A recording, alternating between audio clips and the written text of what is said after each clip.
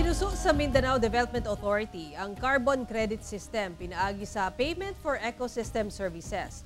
Usa sa makabenepisyo niini mao mga indigenous people.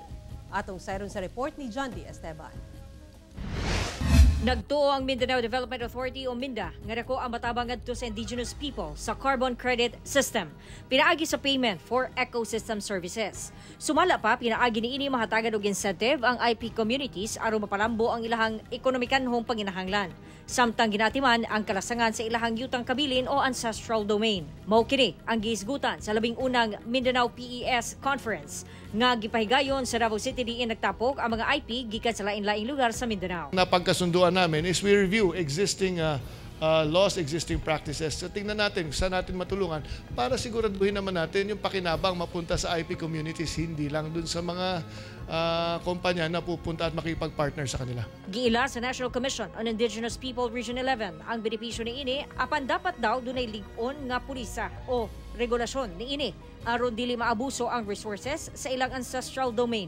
Sumala sab sa usa ka IP leader kinahanglan sab nga mapreserba ang ilang kultura. Diri na ta sa economic development kay dako kay ang yuta sa IP community nga naghulat og economic development partners. Kaya nga kailangan natin ng government agency na mag-regulate.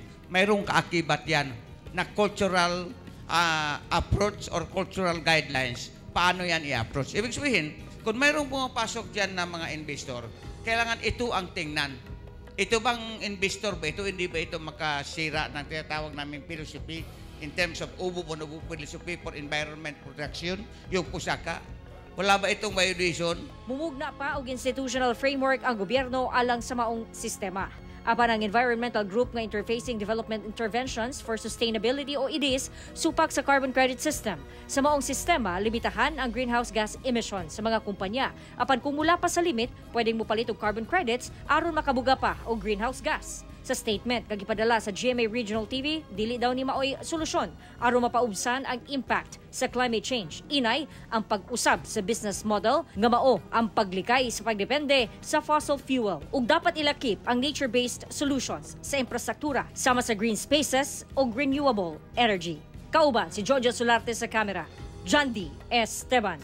1 Mindanao.